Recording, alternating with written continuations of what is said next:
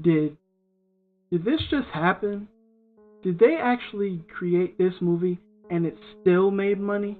After this, I truly believe that any unnamed independent filmmaker from any town USA could make a better movie and make millions off of it. Hey, are you like me and left feeling dumbfounded and utterly bored after watching Tyler Perry's 2018 film Acrimony? Do you wish you could get back the 2 hours you spent watching this lackluster and outrageous story? Honestly, I felt like I was just wasting away just watching it. In this video, I will be giving you my take on this supposed thriller when there was nothing thrilling about Acrimony. I will be explaining to you why I call this a lackluster movie, and that's coming up.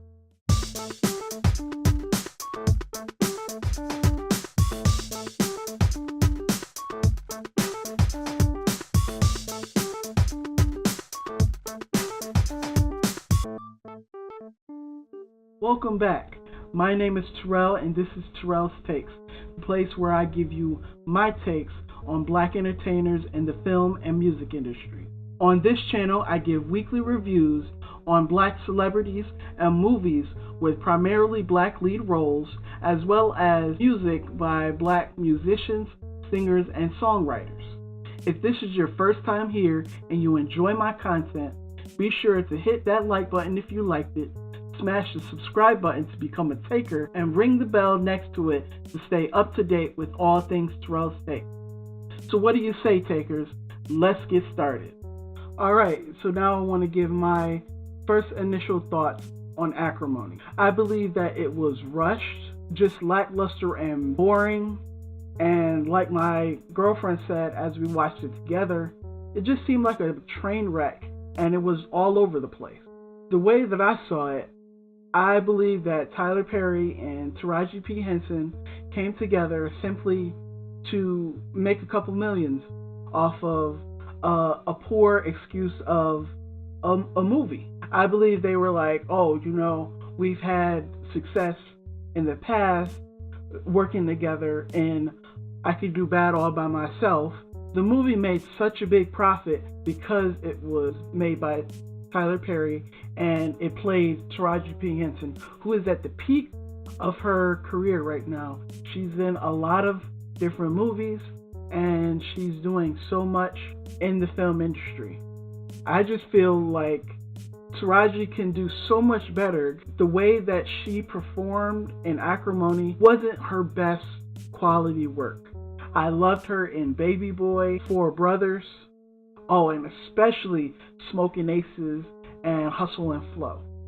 I love her in Person of Interest and the infamous Cookie Lion in Empire. As of lately, unfortunately, her performances, such as in Acrimony, have started to turn me off from her. I know I haven't seen Proud Mary, so I can't say anything about that. What men want? Really? We already know that. It's one thing and one thing only. And I won't even get into that because it's pointless. Sorry, I got off topic. I love Taraji, her movies, but this one in Acrimony really rubbed me the wrong way. And I'm going to give you a little background of the story and why I believe this movie, Acrimony, her performance and the performance of the other actors was lackluster. Acrimony is a lackluster portrayal of a one-sided relationship because while there are parts of the story that are real relationships nowadays, a lot of it is far left or too far right to even be relatable.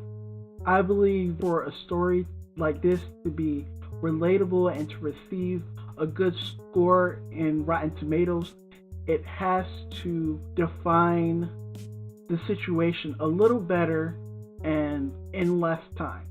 I believe that Acrimony could have been a better film if they just did better with a few different things. Acrimony, a psychological thriller written and directed by Tyler Perry, was released in theaters on March 30th, 2018 and received a 19% on Rotten Tomatoes. I mean, really? 19%? With Tyler Perry writing and Taraji acting? That's so low for them. I'm just curious what happened. Acrimony follows the 18-year marriage of Melinda Moore and Robert Gale, who one fateful day bumped into each other and their lives changed dramatically. Melinda Moore, played by Taraji P. Henson, as well as Adriana Alexis in the flashbacks, bumped into Robert Gale, played by Lyriq Bent and Antonio Madison in the past, while they were on their way to their college classes. When they bumped into each other, Melinda accidentally picks up one of Robert's papers, and he comes by her dorm to pick it up in the next scene.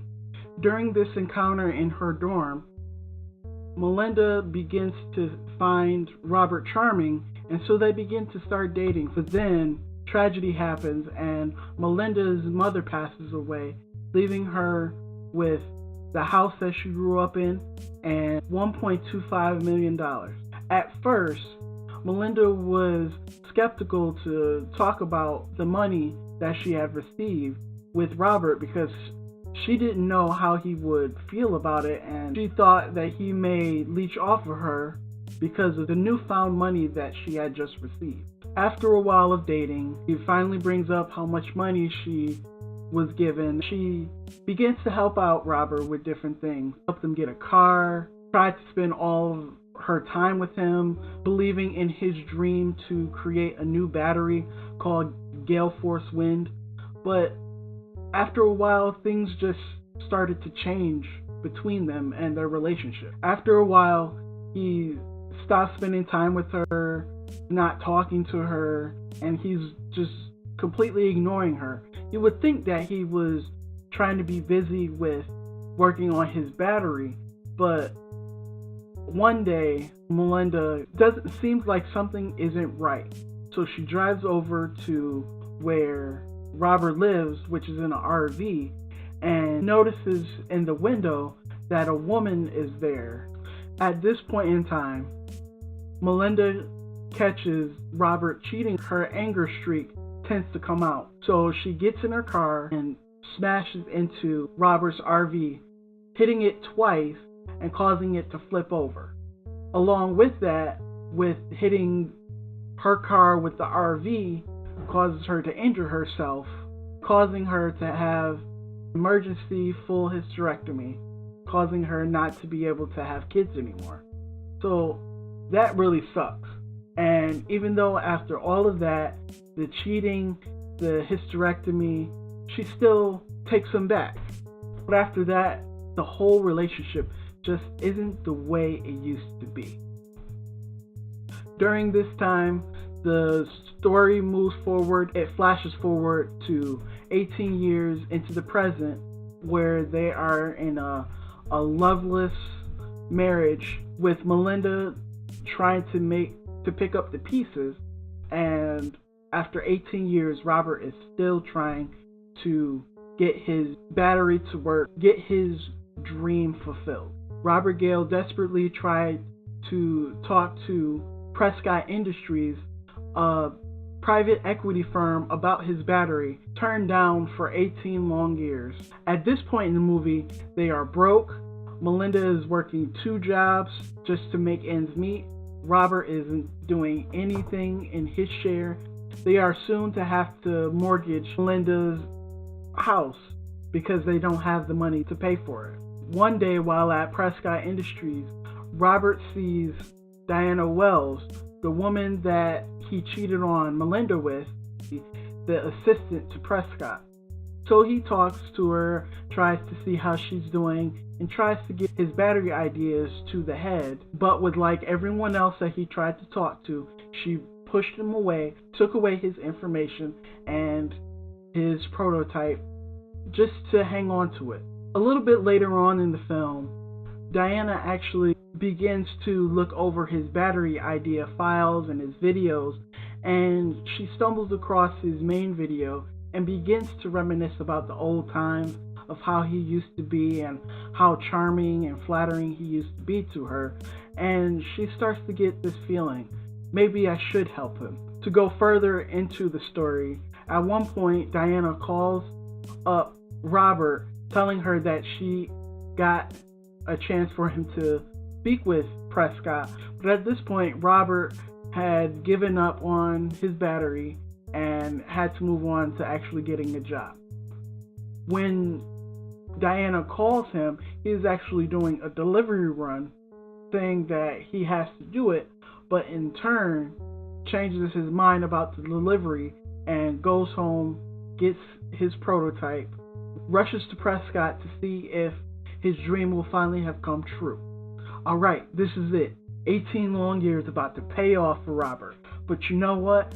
After speaking in the meeting with Robert, Prescott only offers him $800,000 for his project idea, his prototype. And because Robert knows how much of a potential that gale force wind could be in the future, he knows that it is a multi-million-dollar idea. He refused the $800,000 that Prescott was willing to give to him that same day.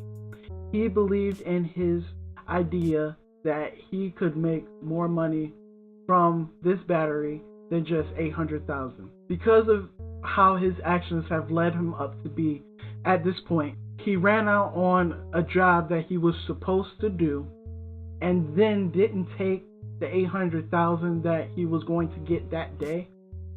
Melinda had his stuff in a pile ready to be thrown out. She kicked him out the house and later on divorced him. She was tired of his crap.